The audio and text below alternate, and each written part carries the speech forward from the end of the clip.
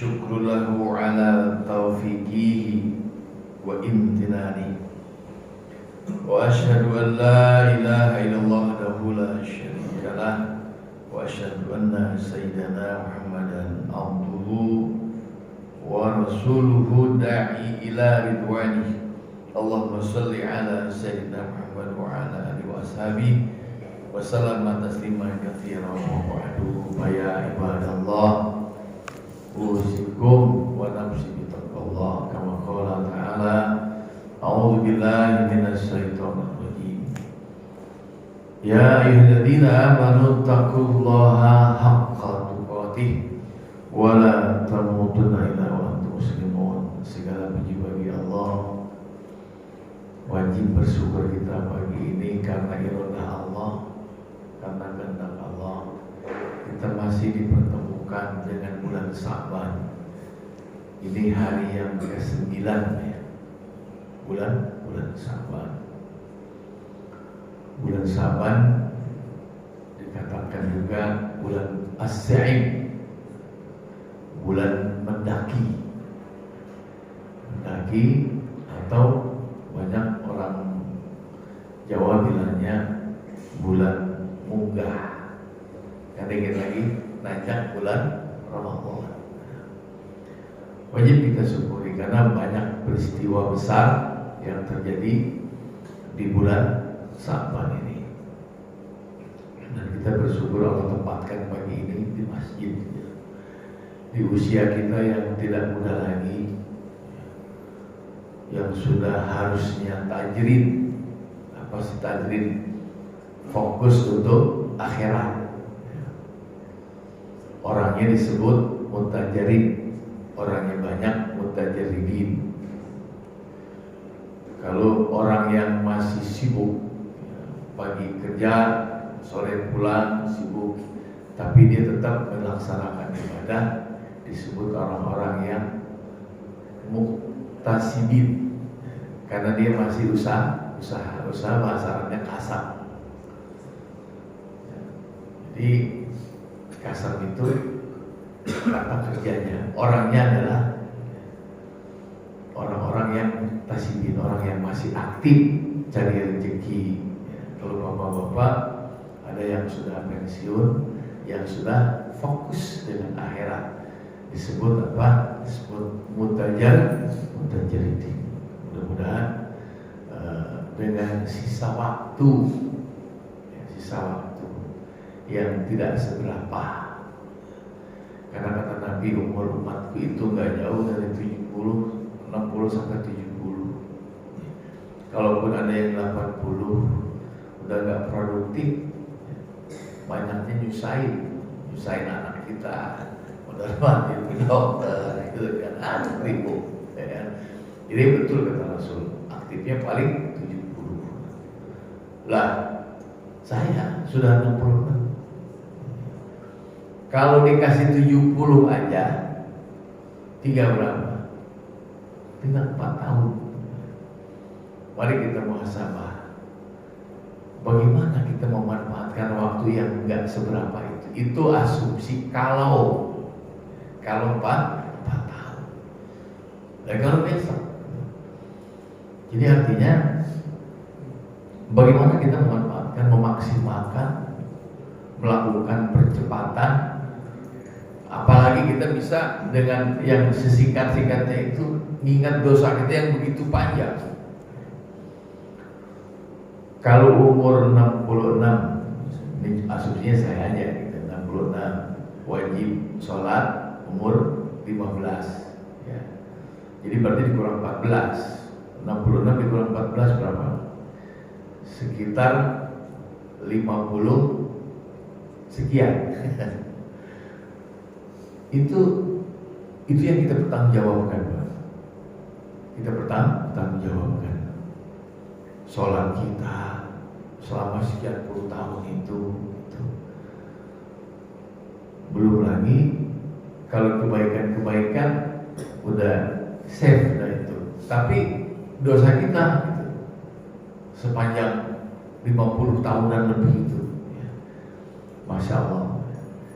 Tapi walaupun bagaimana, fa innaka ghafirul dzambin azim. Sesungguhnya Allah Maha Pengampun segala dosa. Mudah-mudahan kita semua termasuk orang-orang yang diampuni. Amin ya rabbal alamin.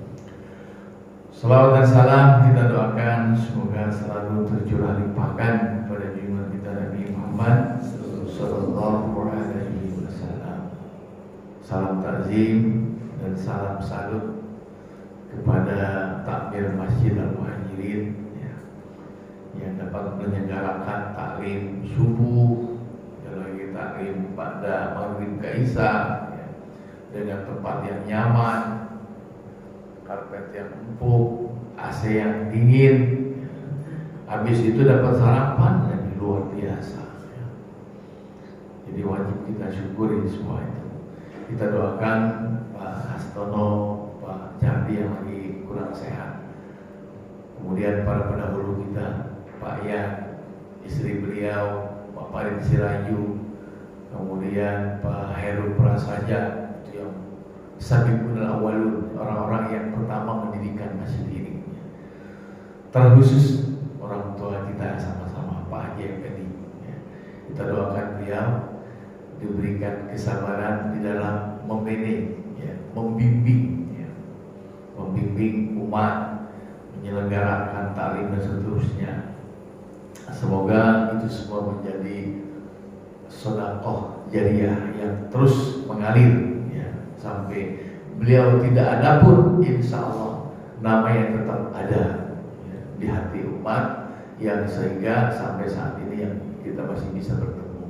Juga seluruh pengurus Muhajirin, saya ucapkan atau saya doakan, kita doakan semoga senantiasa dalam lindungan Allah Subhanahu wa taala, dalam bimbingan, sehingga dalam menjalankan tugas-tugas hariannya mendapat ridha Allah Subhanahu wa taala. Baik, kita sudah ada di bulan Sya'ban, sudah hampir separuhnya, di mana para salafus saleh udah mulai berdoa ya. Allahumma barik lana fi Rajaba wa Sya'bana wa balighna Ramadan. Allahumma barik, ya Allah berkahilah bagi kami.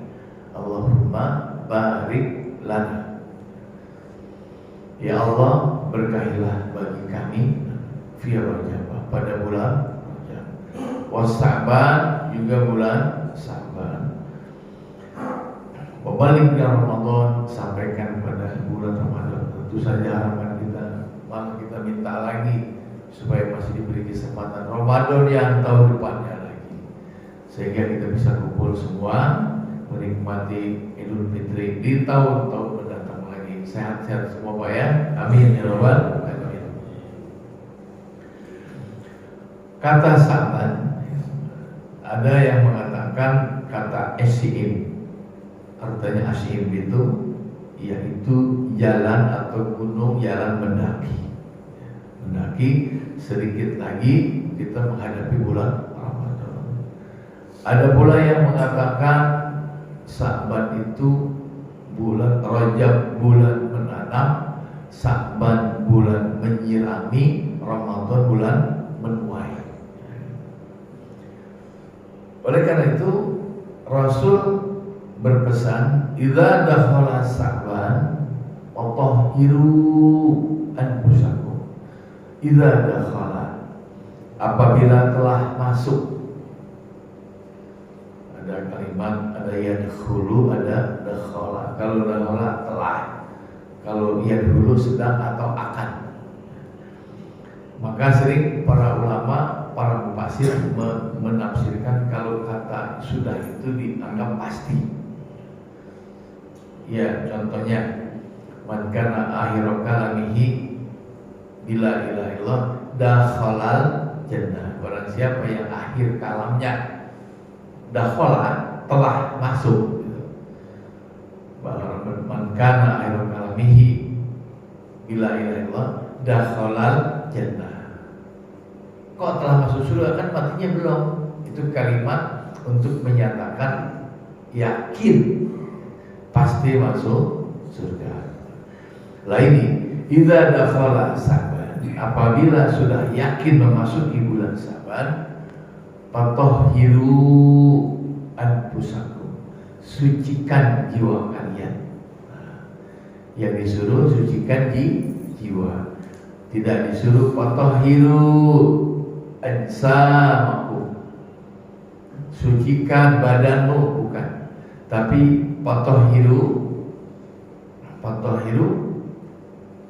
anfusakum, sucikan jiwa. Suci dari apa? Syirik, perbuatan syirik. Suci dari sombong, suci dari memutus silaturahim, suci dari perbuatan asu, suci dari rapas, keji, mungkar, dibersih-bersihin. Orang dulu itu secara simbolik kalau menjelang Ramadan itu ada, kalau di kampung saya itu H-3 gitu ada mukul beduk, Pak. Beduk apa itu? Untuk mandi dan keramas. Ya. Orang yang puasa harus mandi dan keramas dulu. Fatahhiru anfusakum, sucikan. Secara simbolik badan dibersihkan, ya, badan juga dibersihkan. Simbolnya. Rumah-rumah dicat-cat rapi. Ketika saya kecil, karena belum ada listrik, setiap pertigaan jalan dikasih lampu dari minyak tanah, dari pakai bambu. Itu kayak rindu sekali gitu kan, zaman-zaman gitu ya. Iya, asik gitu kayak, oh senang gitu kalau bulan Ramadan itu ya, menjelang Ramadan itu, masya Allah. Jadi saya dulu mikir ini maksudnya apa sih ini? Ternyata ada hadis. Itu ada orang sahabat fatahhiru anfusakum, mensucikan. Semuanya dibuat marak gitu, dibuat semangat. Marhaban ya Ramadan, selamat datang bulan Ramadan. Ada apa kok bisa senang begitu? Gitu. Karena begitu banyak keutamaan ya, yang terdapat. Ini sering disinggung oleh para kiai ya, para ustaz. Keutamaan Ramadan, diampuni dosa, kemudian dilipat gandakan amal dan sebagainya. Kemudian wahsinu niyatakum fi, baguskan niat kamu pada bulan itu. Artinya membuat satu perencanaan ya, mengevaluasi, kemudian membuat satu perencanaan. Evaluasi ke belakang, lagi-lagi ke belakang. Oh iya, saya sudah hidup berapa tahun ya di dunia ini, udah berapa kali saya puasa. Kalau yang 50 tahun ya 50 kali itu gitu. Bisa nggak saya kira-kira tahun ini saya 10 hari H-10 Ramadan udah di masjid i'tikaf, melepas semua apa itu urusan-urusan bisnis yang sifatnya dunia, mengekang al-hawa, nafsu, syahwat pengen ganti mobil, syahwat pengen rapiin rumah, syahwat pengen beli sofa baru, syahwat pengen bikin masakan yang hebat-hebat di rumah, kemudian bisa pas ya syahwat semua. Mampu nggak tahun ini kita H-10 itu adanya di masjid, sibuknya di mana? Berdoa. Allahumma rabbana taqabbal minna sholatana wa siyamana, sholat kami, puasa kami, wa qiyamana, bangun malam kami, qiyam, tarawih saya, bacaan, wa qiraatana, bacaan Quran saya. Allah, saya lihat Masjid Muhajirin ini luar biasa ya peningkatannya, terutama orang-orang solehnya semakin hari semakin meningkat. Bahkan sebelum subuh udah ada yang zikir, baca Quran, luar biasa. Nah, itu yang harus kita wahsinu niyatakum. Kalau tahun-tahun lalu kita tidak i'tikaf, pokoknya tahun ini saya harus i'tikaf. Karena kita risau, galau, takut tidak diterima. Makanya Allah Rabbana taqabbal minna sholatana wa siyamana, tiap malam kita berdoa itu. Wa qiyamana, bangun malam kami, wa ruku'ana, wa wa sujudana wa tilawatana wa tahassu'ana wa tadarru'ana kita tahassu'ana. Rendah hati kita di hadapan Allah Subhanahu wa taala, apakah betul-betul sudah ikhlas sehingga akhir Ramadan kita betul-betul dalam keadaan fitrah dan berjujuran air mata, haru, mampu melaksanakan tugas dengan baik, berakhir bahagia, happy ending, membayar zakat fitrah, bersilaturahim dengan semangat baru. Oleh karena itu hakikatnya, kalau yang habis puasa Syawal ba'da Ramadan masih temperamental, masih sering marah-marah, ya, masih sering gak sabar, masih bakhil, masih pelit gitu ya, masih ngurik gitu ya. Ukurannya apa sih Ustaz bakhil? Ukurannya adalah jangankan yang sunnah, yang wajib pun males. Maksudnya begini, jangankan sedekah, zakat juga ogah.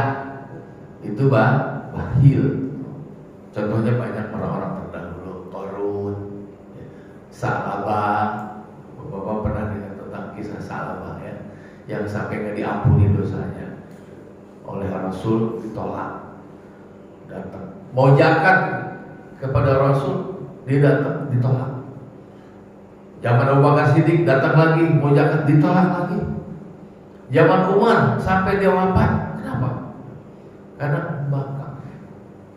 Ya Rasulullah, saya ini susah banget, kata Salamah, berdoalah untuk saya.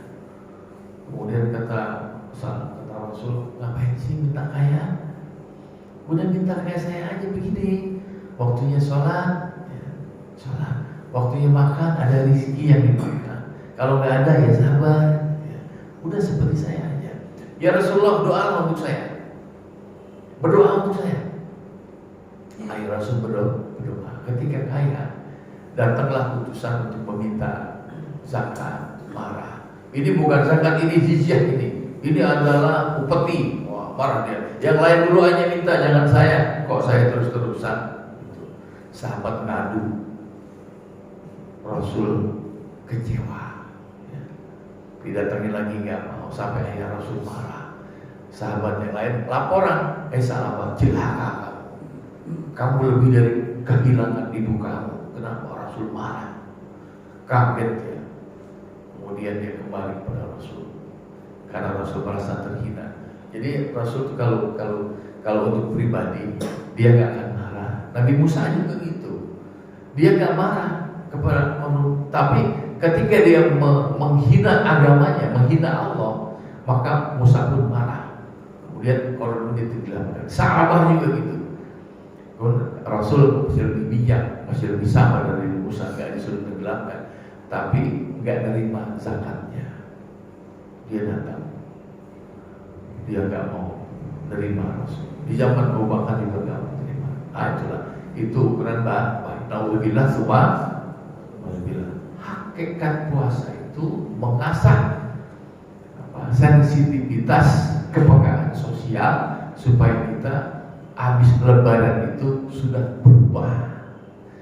berubah, sudah direvolusi mental ya. Yang tadinya pemarah baik, yang tadinya nggak sabar jadi sabar, yang tadinya bakhil jadi berehat, sudah luar biasa. Nah, saya dan saudara-saudara yang sudah hidup berapa kali Ramadan, mari sama-sama kita canangkan Ramadan ini lebih baik dari kemarin. Satu, yang kedua, bacaan Quran kita. Alhamdulillah ada grup baca Quran setoran minggu ini, gitu ya. Setoran minggu ini baik sekali. Tapi akan lebih baik lagi kalau kita yang punya sendiri, yang setiap hari itu memang tiada hari tanpa Quran, walau qalil, walaupun sedikit, selembar itu ya, penting ya.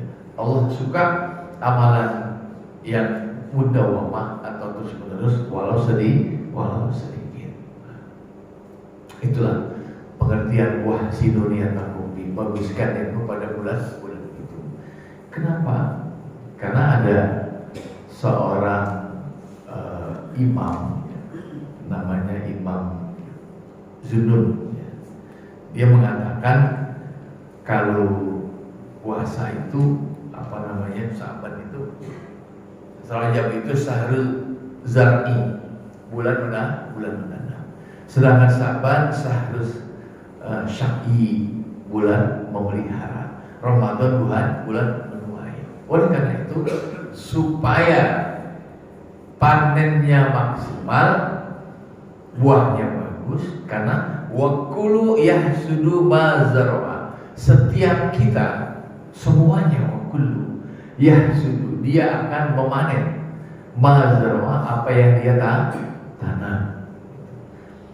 Paman doy'a az-zira'ata, barang siapa yang membiarkan, tidak melihara, mengabaikan tanamannya, nadima yaumal hasad, dia akan menyesal pada hari memanennya.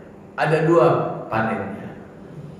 Yang pertama, panen ketika menjelang berbuka puasa di akhir Ramadan, i'tikaf selesai, bergema takbir, kita pun merasa sangat bahagia. Halunan takbir malah membuat kita berlinang-linang air mata, semuanya. Nah, itu adalah saatnya menua yang pertama. Menua yang kedua, Allah memanggil para shaim, ayyuhas shaim was-shaimat, puasa udhuluha, masuklah dengan pintu ar-rayyan, come to paradise. Selamat datang di surga. Luar biasa. Jadi kesenangannya ada dua. Kesenangan ketika berbuka, kesenangan ketika liqa ilallah, berjumpa dengan Allah Subhanahu wa taala. Ada ar-rayyan, ada pintu surga yang menanti saudara-saudara. Karena apa? Dengan berpuasa itu melemahkan al-hawa tadi, melemahkan syahwat. Dan itu semua bisa dicapai seperti kiat-kiatnya Rasulullah Shallallahu Alaihi Wasallam. Semuanya dimulai dari awalnya Rajab, Rajab udah mulai intensitasnya udah meningkat. Puasa Rajab, Ramadan juga begitu, sampai dengan ada hadis Aisyah, lam yakun Nabi sallallahu alaihi wasallam yasumu sahran aktsara min Sya'ban wa innahu kana yasumu Sya'ban kullu. Rasul pada bulan Sya'bannya itu justru kencang puasanya gitu. Bahkan kata Aisyah, dia mengatakan yasumu sahran aktsara. Dia, kalau pakai yasumu itu pasti dia, karena ada buaya tersembunyi. Dia atau huwa yasumu, dia berpuasa sahron pada bulan itu aktsara, lebih banyak min Sya'ban, pada bulan-bulan Sya'ban. Fa inna kana yasumu Sya'ban, seolah-olah Sya'ban itu dipuasain semua gitu. Seolah-olah. Jadi ada yang tersisa, tidak semua, karena di sini jelaskan karena yasumu Sya'ban kullu, seolah-olah dia puasa seutuh. Sehingga dalam sebuah riwayat, dalam hadis Sunan An-Nasai, Rasulullah SAW pernah ditanya oleh Usamah bin Zaid, ya Rasulullah, lam araka, saya tidak pernah melihat Anda tasumu sahron, puasa bulanan, min sahrit tasumu, dari bulan-bulan, tasumu min Sya'ban, yaitu bulan Sya'ban. Kenapa? Qala dzalika syahrun yakfurun nas.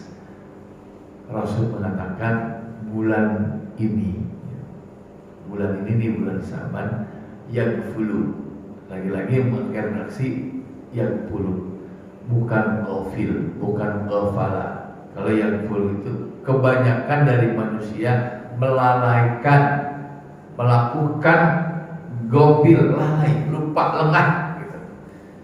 Di bulan Sa'ban ini banyak yang lengah. Anhu dari bulan itu baina Rajab wa Ramadan, yaitu antara bulan Rajab dan Ramadan, yaitu bulan Sa'ban. Padahal wa huwa sahrun tarfa'u fihi al-a'mal ila rabbil alamin. Padahal bulan itu diangkatnya amal-amal manusia ila rabbil alamin, ke hadapan Allah Subhanahu wa taala. Ini yang disebut dengan munggah, dinaikkan amalnya. Makanya kita kan suka berdoa, Allah a'udzubika min ilmin la yanfa wa min amalin la yurfa, dari amal yang enggak diangkat ya. Nah, ini bulan Rajab ini kata Rasul, wa huwa sahrun tarfa'u fihi al-a'mal ila rabbil alamin, bulan yang diangkat amal ke hadapan Allah Subhanahu wa taala. Fa'uhibbu, kata Rasul, maka saya cinta, saya suka, saya senang ayurfa, diangkat ya amali, amalku, wa ana shaimun, ketika malaikat turun ya, saya dalam keadaan berpuasa. Turunnya kapan? Tanggal 13, 14 Rajab, 15 Sa'ban, disebut dengan apa? Nisfu Sa'ban, separuh bulan. Ada apa gerangan? Dalam sebuah hadis dinyatakan tanggal 13 Rasul berdoa minta diberikan syafaat, Allah kabulkan sepertiga. Kemudian tanggal 14 ya Rasul berdoa, ya Allah beri saya syafaat untuk menyafaati umatku, dikasih lagi 2/3. Maka tanggal 15-nya dikasih full, berdoa ketika nanti beliau SAW mendapati umatnya dalam keadaan di neraka, maka Rasul pun bersujud di hadapan Allah Subhanahu wa taala. Apa yang Anda inginkan hari ini, kata Allah. Berdoalah, minta. Ya Allah, saya akan minta banyak, bebaskan umatku yang sekarang masih dibelenggu di neraka. Bebaskan ya Allah. Dibebaskan. Kata Allah udah janji, pasti ku kabulkan. Subhanallah. Itu di bulan Sa'ban. Dan banyak nih, kalau di orang-orang tua dulu atau tahun Jawa, Sa'ban itu disebut bulan apa? Bulan Roah, bulan arwah, disebut dengan bulan Roah. Kan kalau bulan Syawal, Hafid, Haji, Syura, Safar, Mulud, Sidin, Mulid, Awal, Muliyah, Rajab, Roah, puasa. Bahasanya seperti bulan Roah. Karena bulan arwah meyakini arwahnya pulang dari alam barzah, dilibasin pulang. Wallahu a'lam. Tapi secara asumsi atau analogi gitu. Karena ada satu hadis menyatakan ketika awal Ramadan malaikat sibuk menghias surga. Surganya dihias. Ada apa ini? Kok dihias gini gitu. Ya karena besok ini awal Ramadan dan menutup pintu-pintu neraka. Begitu banyak puluhan ribu yang diberikan amnesti, diberikan gerasi, pembebasan, ada yang dibebaskan dari neraka. Banyak kayak kita juga bulan Agustusan itu Pak, ada yang bebas dari penjara gitu kan. Nah itu lagi di bulan Sa'ban, Masya Allah. Nah Sa'ban juga itu sebagai hari raya para malaikat. Kalau kita punya 2 hari raya, Islam punya 2 hari raya, Idul Fitri dan Idul Adha. Udahlah, gak usah bikin hari raya lagi. Ini pada bikin hari raya lagi, hari raya kasih sayang, Valentine, hari ibu, selamat hari ibu, gitu. Hari bapak, gitu. Kapan bikin lagi hari anak? Gitu. Banyak banget. Ya. Udah gak usah repot-repot, itu 2 aja kita rawat. Karena kalau itu 2 ada latar belakangnya, kita lagi puasa. Sehingga Lailatul Qadar dan malam nisfu Sa'ban. Lagi-lagi Lailatul Qadar itu menjadi ancaman, menjadi tujuan, bukan ancaman ya. Tujuan kita supaya kita wahsinu niyatakum fi, baguskan niat kita pada bulan itu. Mudah-mudahan adalah dari sekian puluh tahun usia kita satu aja yang nyangkut, bebas ya. Karena kalau Lailatul Qadar adalah pembebasan dosa seumur hidup, khairun min alfi syahrin, 83 tahun ya, Allah kasih. Mudah-mudahan kita semua di tahun ini Allah sampaikan ke Ramadan dan kita bisa meraih itu semua. Amin ya rabbal alamin. Betul, wahsilun ya. Sedangkan malam nisfu Sya'ban pembebasan dosa setahun. Sedangkan Jumat itu pembebasan atau pengampunan dosa seminggu. Yang hariannya salat 5 waktu, lengkap semua fasilitasnya. Perangkatnya sudah ada. Ampunan dosa harian, salat 5 waktu yang dicicil. Jumat seminggu. Lailatul nisfu Sya'ban setahun. Mudah-mudahan besok yang tinggal 20 hari lagi Allah izinkan kita, berikan kesempatan kita menikmati Ramadan untuk bertobat sepuas-puasnya ya.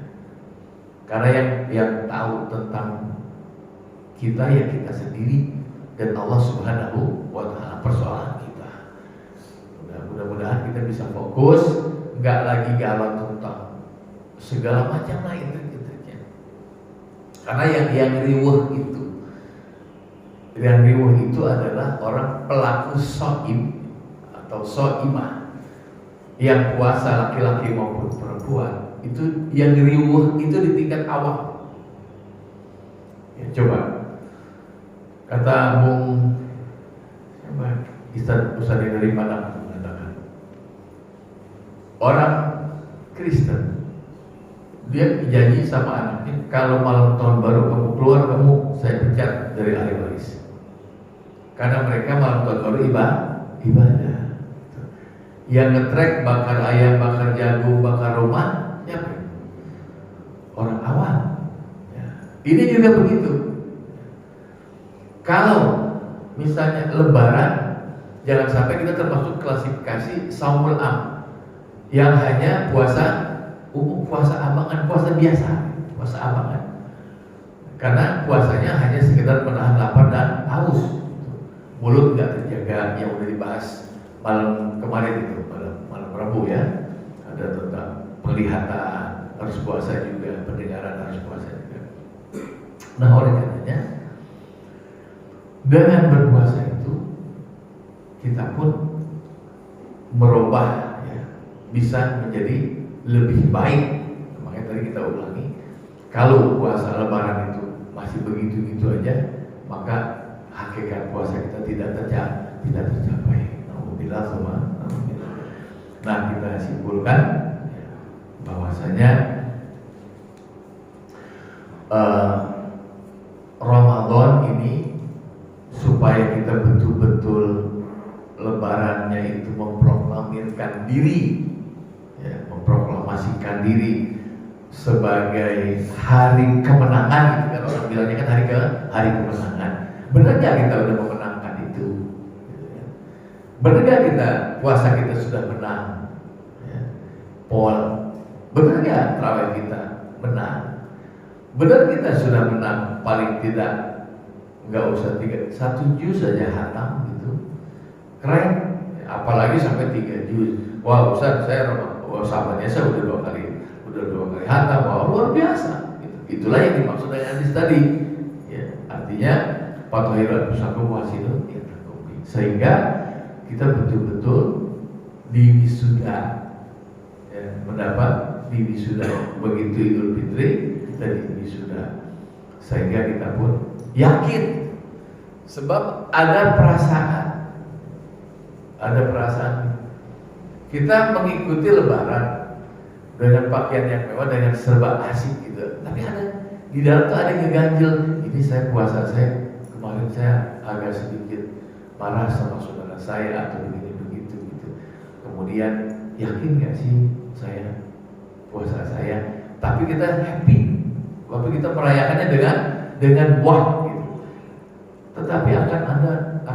akan satu hari akan merasakan pengalaman ketika takbir itu menangis, ya.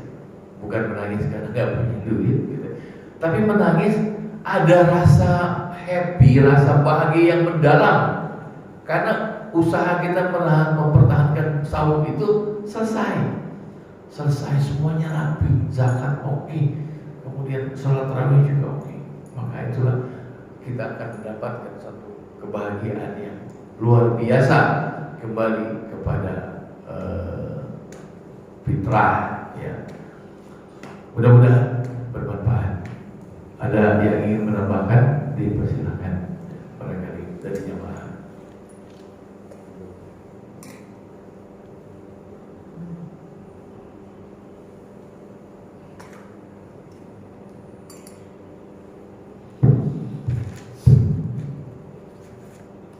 Assalamualaikum warahmatullahi wabarakatuh. Waalaikumsalam warahmatullahi wabarakatuh.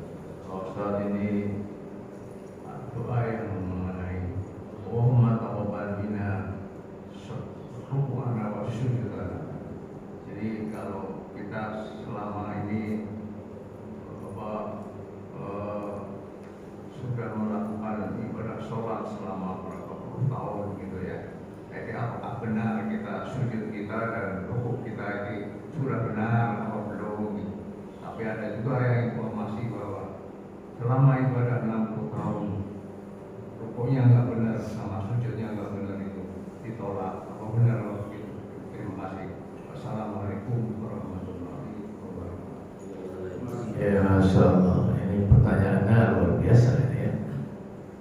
Iya, secara teori syariat, karena kan Islam itu ada syariat, kemudian ada jalannya, thariqah, orang bilang tarekat. Al-Thariq itu adalah jalan. Agak sedikit ke belakang dulu Pak ya, izin ya, supaya gamblang gitu. Kalau secara syariat, secara fikih, dalam perspektif fikih, sudut pandang fikih, kalau istinjanya cebok, pipis, ya, tidak rapi, maka wudunya pun dipastikan tidak beres. Karena ada istinja dalam fikih, ada kaifiatnya bagaimana beristinja. Itu pun ada dalam sudut pandang fikihnya, ada sudut pandang adabnya juga. Nah, kalau kita kan kadang-kadang pipisnya ada yang berdiri, gitu. Terus lagi ada yang mungkin istinjanya atau ceboknya kurang rapi. Ini secara fikih, sudut pandang fikih dulu ya. Maka berpengaruh kepada wudunya. Dia pastikan wudunya tidak rapi. Kalau wudunya tidak rapi, maka dalam sudut pandang syariat lagi, maka sholatnya pun rusak, ya. Fakul man ya'malu bi ghairi ilmin mardudatun la tuqbal. Orang yang beramal tanpa ilmu, mardud la tuqbal, ditolak, la tuqbal, tidak diterima. Hubungan dengan pertanyaan tadi, tentu saja dalam perspektif fikih, iya, gitu ya. Analogi lagi nih. Ada seorang tukang las punya pembantu nggak bisa baca. Kata seniornya gini, tolong potongin besi 10 cm. Dia nggak tahu ilmu 10 cm itu apa sih. Dia potong ala kadarnya. Mau dipasang, mau dilas, kepanjangan, lempar. Ya, kepanjangan ini kan bilang 10 cm. Dia buta, nggak punya ilmu. Potong lagi, dipendekin dikit, dipasangin lagi, just kependekan, gimana sih lo? Analogi saja ya. Dalam sudut pandang fikih, tetapi tidak dalam sudut pandang lain. Sudut pandang rahmat Allah tidak demikian. Ada orang yang nggak sholat pun bisa masuk surga. Bisa cuman bicara soal amal, ya bisa jadi nggak diterima. Tapi urusan kan kaitannya dengan masuk surga gitu. Kalau amal ditolak, gak ada bisa masuk surga. Teorinya kan begitu. Jadi sangat berbeda. Kalau surga itu hak prerogatif Allah, kalau yang tadi masalah diterima atau tidak terima, secara teori ilmu fikih memang begitu secara teorinya. Makanya kita setiap kali sholat beristighfar, takut begitu gitu. Yang kita minta adalah ampunan saja. Kalau kualitas ibadah kita, jangankan orang awam, ustaz, kiai pun belum tentu mulus sempurna. Ada yang pinter banget, yang udah dianggap kiai haji, saya nggak sebutkan namanya, baca kalau sholatnya Bismillahirrahmanirrahim, Alhamdulillahi Rabbil Alamin, goyang-goyang. Ada dalam sudut pandang fikih, iya, tapi tidak dalam sudut pandang rahmat Allah. Dan akhirnya kita setiap habis sholat astagfirullahaladzim, li wali walidayya, bagi saya dan orang tua saya, wali jami'il muslimin, kita doakan semua supaya apa? Supaya Allah Maha mengampuni. Karena kalau dalam sudut pandang, dalam perspektif teori itu ditolak gitu. Tapi tidak dalam urusan Allah Ta'ala, birahmatika arhamar rahimin, bisa saja. Jangankan dulu penghuni terakhir masuk neraka, masuk juga ditanya sholat enggak? Pernah baca syahadat enggak? Enggak pernah. Baca sholat enggak pernah. Tapi Allah pengen banget masukin orang ini surga gitu, karena dia imannya ada gitu. Karena gini deh, ini asar ya. Ini supaya apa namanya? Kita meyakinkan bahwa rahmat Allah itu lebih dalam daripada dosa kita. Karena gini deh, pernah salaman nggak sama orang alim? Oh iya, salaman nggak pernah. Udah masuk surga deh. Saking rahmatnya Allah Subhanahu wa Ta'ala. Gitu. Jadi oleh karena itu kita juga tidak boleh menjustifikasi sholat kayak gitu dari terima tuh. Sholatnya karena kita lagi sakit, duduk tawaruk, Allahu Akbar, nggak bisa lagi iftiras tegak seperti ini, nggak lagi tawaruk, nggak nyaman seperti ini, tapi karena kondisi fisik akhirnya ini begini. Lah kalau segi fikih ini nggak diterima Pak, dalam teori fikih nggak diterima, orang duduknya begini. Tapi tidak dengan rahmat Allah. Allah akan menilai konit ketundukannya. Tetapi tetap kita harus belajar bagaimana tertibnya. Karena semua itu kalau secara teori fikih, teori tasawuf segala macam teorinya. Orang yang sudah pada level hakikat, begini maksudnya. Oh ngapain itu bid'ah Pak Ustaz, pakai hakikat, thariqah, marifat. Bukan begitu. Dalam perspektif syariat, ya, kita takut kepada Allah. Ittaqullaha haqqa tuqatih wa la tamutunna illa wa antum muslimun. Takutlah kalian kepada Allah dengan setakwa-takwanya. Contoh, saya hadirkan macan yang dibuat dari kardus dibawa ke sini, persis. Kita tahu itu dari kardus, Bapak nggak akan lari. Itu kardus. Gitu. Tapi kalau itu macan beneran, mau, pasti saya pastikan Bapak kabur. Itulah hakikat takut kepada macan. Kita belum pada tahap itu. Nah, kembali lagi dari syariat ke hakikat tadi. Dalam sudut pandang syariat, iya. Karena dalam sebuah kitab dinyatakan fakul man ya'malu bil ghairi ilmin mardudatun la tuqbal. Barang siapa yang beramal tidak dengan ilmu, mardu.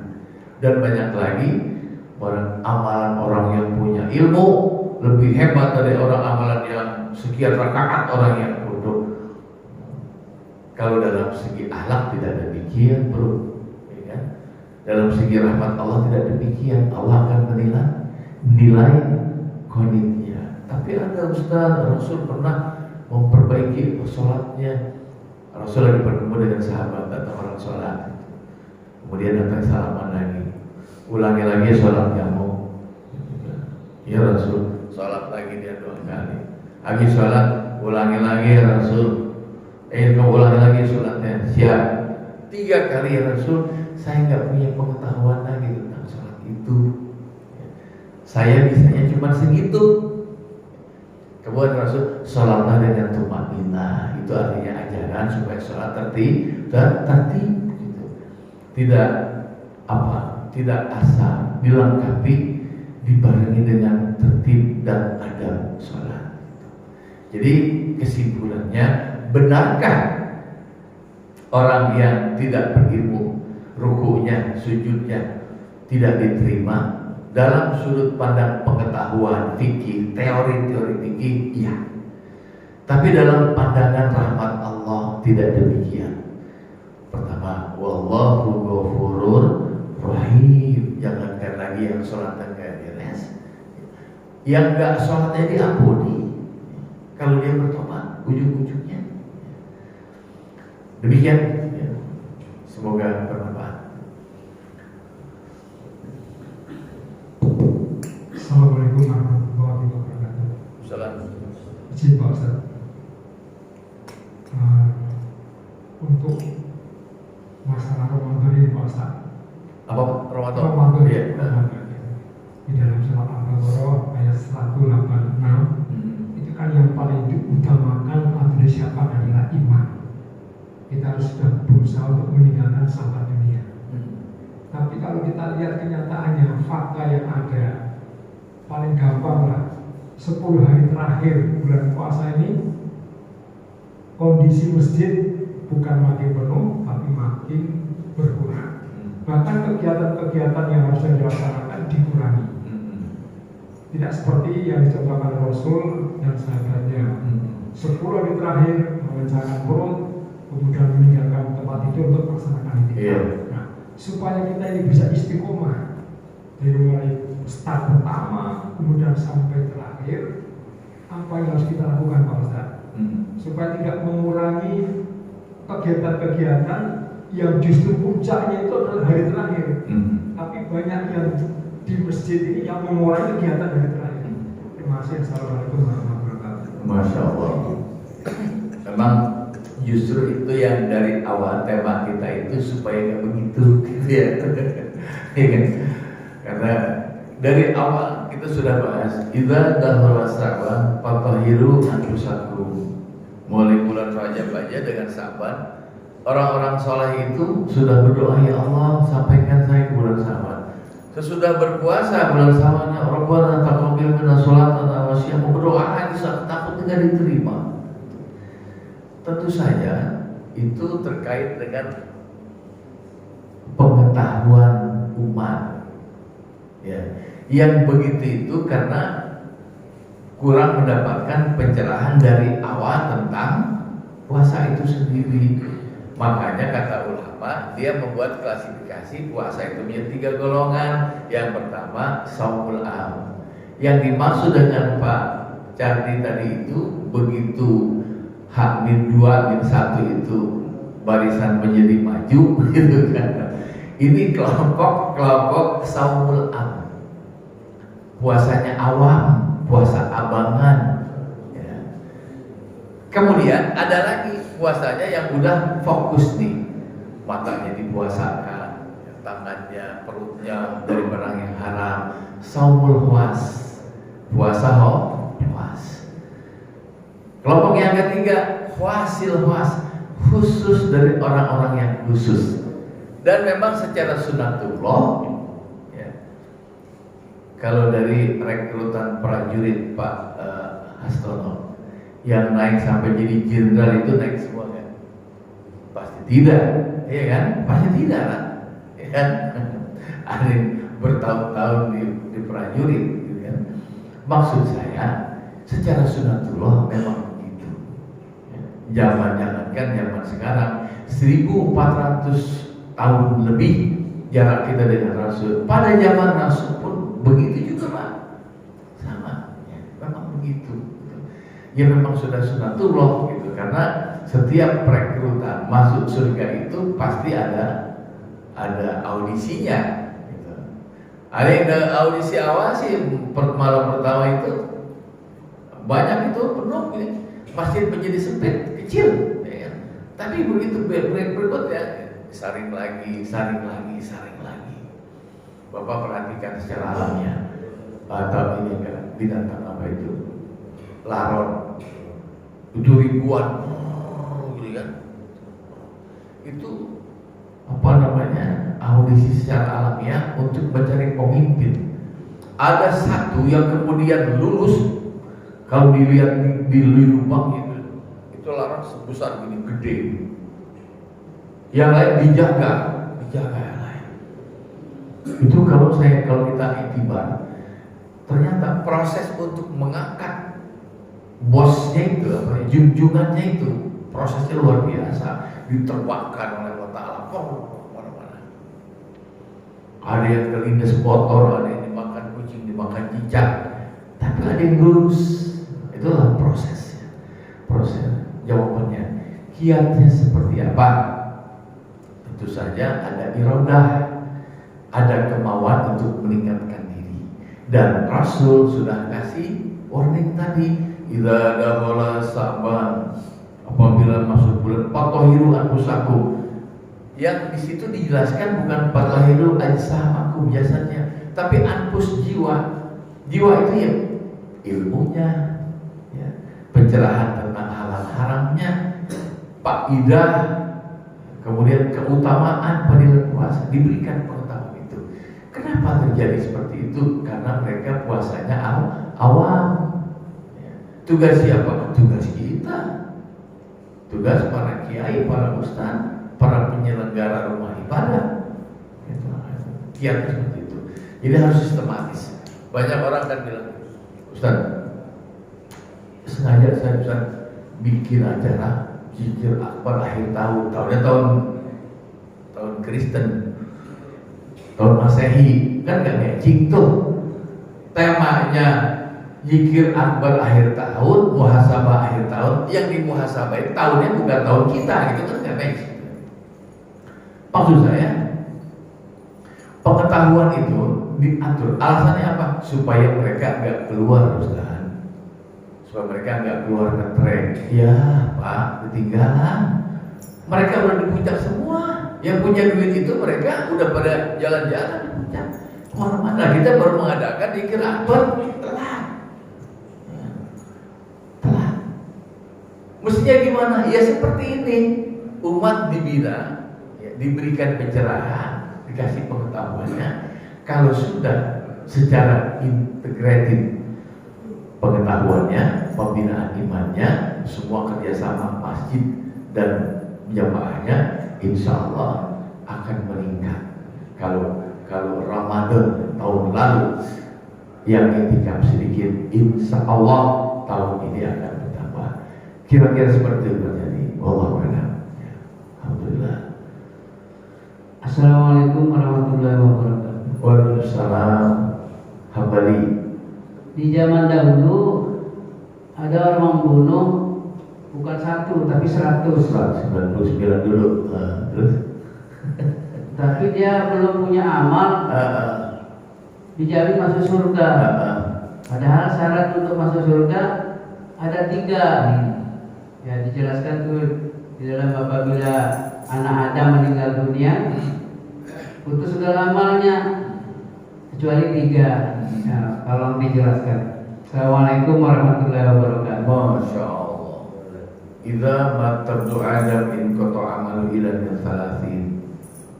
Hadis itu bukan soal surga atau neraka, tapi kondisi seseorang mati putus amalnya. Idza matabtu Adam in qata amalu. Apabila manusia mati putus amalnya, ya putuslah. Gak bisa sholat lagi, gak bisa dagang lagi, gak bisa cari duit, putus kan? Aktivitasnya putus dia. Ila min salasin, kecuali 3 perkara yang akan ikut sedekah jariyah, gitu ya. ilmu yang manfaat, waladun soleh yad'ulahu. Jadi yang pertama adalah sholat kejadiannya, itu akan mengalir. Kemudian ilmu yantafa'u bihi, ilmu yang bermanfaat. Wa waladun soleh, anak yang soleh yang bisa ngedoain, 3 perkara. Hubungannya dengan surga apa? Itu sesungguhnya itu keterangan kalau orang jangan terlalu cinta sama dunia, kan jangan bakal dibawa gitu ya. Yang dibawa 3 perkara itu aja. Kok ada orang yang jadi artinya bukan syarat masuk surga itu, ya, tetapi keterangan kalau manusia mati itu akan putus semua amalnya kecuali 3 perkara, akan menjadi temannya. Itulah saudara-saudara, hati-hati gitu kan. Jangan terlalu cinta dunia, cuma 3 perkara saja. Gak usah sampai numpuk-numpuk suruh 7 turunan gak habis. Nah, hubungannya tadi ada dalam kisah, bahkan hadis itu sahih, terdapat di dalam kitab hadis, termasuk dari Shalihin juga ada seseorang yang mau berhijrah gitu kan. Dia datang kepada seorang ulama ahli kitab, saya mau bertobat, sudah membunuh orang 99 orang, apa saya bisa bertobat? Enggak, ya kan? Kamu udah nggak bisa tobat. Akhirnya dilengkapi, dibunuh jadi 100 sekalian. Kemudian datang lagi kepada orang ahli, oh bisa bertobat. Inilah satu etibar atau ibrah, pelajaran. Sesungguhnya disinilah rahmat Allah berlaku. Ya, rahmat Allah berlaku. Karena dia tahu itu udah mau bertobat, udah pengen tobat dia. Cobalah kamu hijrah dari kampungmu itu. Karena di tempat kampungmu itu ya tempatnya pemabuk, pezina, rampok dan sebagainya. Coba kamu hijrah. Coba kamu hubungi ke tempat, ke desa lain. Hijrah ke tempat yang lebih baik. Baiklah kalau begitu.